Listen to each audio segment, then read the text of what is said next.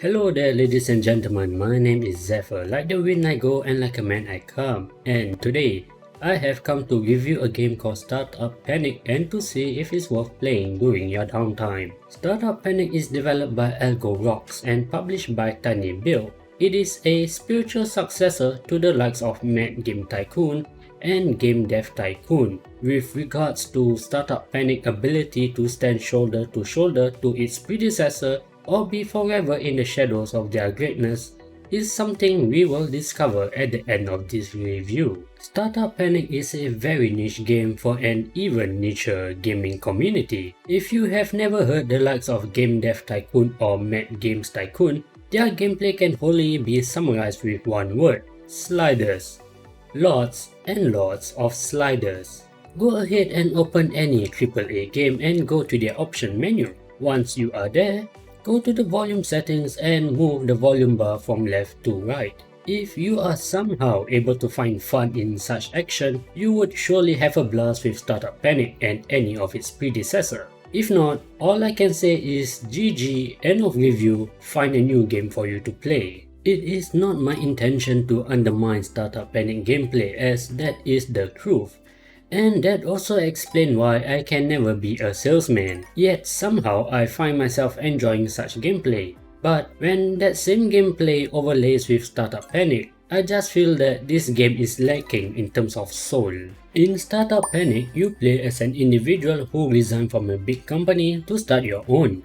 And the service you are providing is called features. Yes, that's right, feature. Features such as homepage, uploading images, send video, add a friend, and so forth. And here's the thing, you are not selling any of these features, you are just creating them. Yet, after creating each of these features, you get paid. There's no external request or contract for this creation.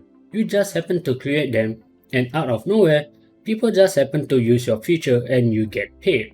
If I don't know any better, I would think that this game is teaching you how to perform money laundering other than through the art market, selling of shoes, or NFT. I mean, I generally turn off my brain to enjoy a game, but the way Startup Panic goes about doing things makes this to be an obvious flaw. And that's the entire gameplay loop of Startup Panic. Create a new feature, earn money, send your workers on vacation when they are low on motivation, make a new feature when they return, and the whole cycle repeats itself. The only thing that resembles any sense of a challenge is the description of a feature or a contract work. A certain level of comprehension is required for you to know if the task needs more points in aesthetic, usability, or technology. But even then, you are able to perform a post-mortem to review where did you go wrong in allocating your stats and revise your action when the score is not to your satisfactory.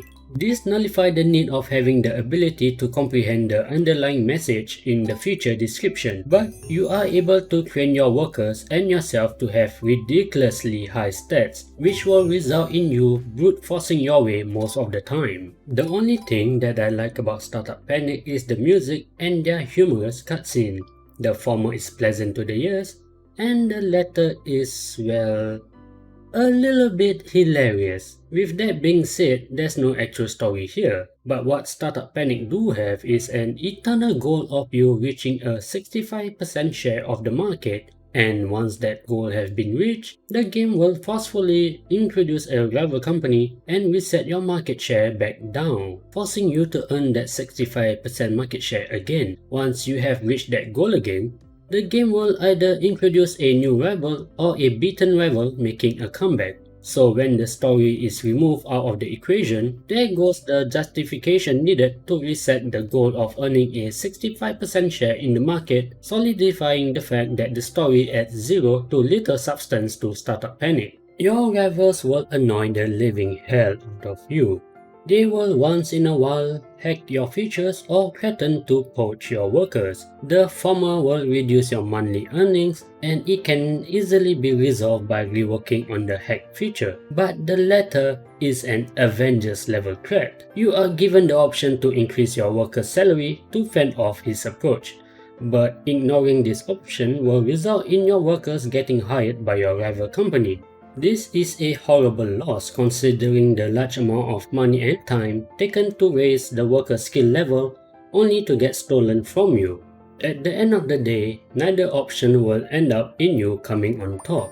The things your rival company does to you, you can't do the same to them. You are just a punching bag in this regard. And that, ladies and gentlemen, is Startup Panic, and you can get the game for $14.50. Can I recommend you getting Startup Panic for $14.50?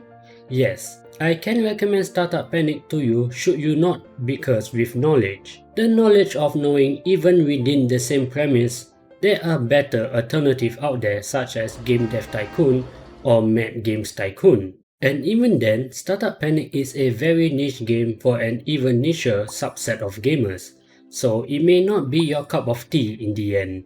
Best you ignore Startup Panic as you would to a middle child. Considering the criticism that I have for Startup Panic and its asking price of $14.50, I rate it 5.5 out of 10. I would have rated 6.5 should I not have experienced Game Dev Tycoon or Mad Games Tycoon. But alas, my tinted experience doesn't allow me to enjoy the game as much as I would like. But I do persist in playing the game just to see more cutscene. My name is Zephyr, like the wind I go and like a man I come. And now it's time for me to go. Thank you for watching all the way till the end, and if you enjoyed the video, do subscribe and leave behind a comment down below as I would like to hear your thoughts about the video. If you like to see me play the game first before it ended up as a review, feel free to follow me on my Twitch channel, as that is where I play all the games that I have reviewed in the past, both indie and AAA. Stay safe, have a wonderful day, and I hope to see you in the next video. See ya!